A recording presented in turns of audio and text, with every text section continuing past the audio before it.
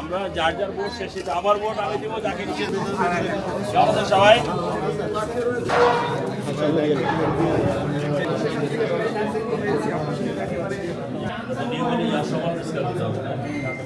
কথা বলেছেন সেই সাথে আমরা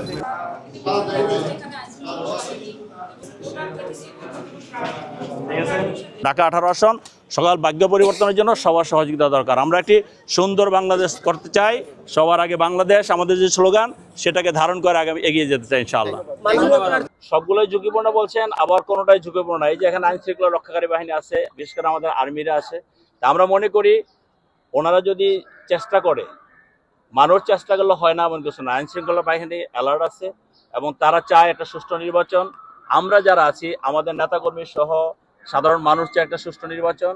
কাজে মানুষের যে কাঙ্ক্ষিত যে জায়গাটা সবাই মিলে আমরা সেই কাঙ্ক্ষিত জায়গায় যাবো, একটা সুষ্ঠু নির্বাচন হবে। হয়তোবা হইতে পারে কোনো গোষ্ঠী যারা মনে করতে পারে যে আমরা হেরে যাব, তারা যদি কোনো অরাজক পরিস্থিতি সৃষ্টি করতে চায়, যা তারা যদি মনে করে যে ভোটের কালিমা লাগাতে চায়, হয়তো চেষ্টা করতে পারে। কিন্তু আমরা মনে করি জনগণ এবং আইন শৃঙ্খলা রক্ষার বাহিনী যদি অ্যালার্ট থাকে এবং যার যার দায়িত্ব যদি সে পালন করে, ইনশাল্লাহ সেই পরিবেশটা সৃষ্টি হবে না। আমরা একটা ভালো পরিবেশে, সুন্দর পরিবেশে আগামী দিনে একটা নতুন সরকার পাবো, একজন নতুন প্রতিনিধি পাবো ইনশাল্লাহ।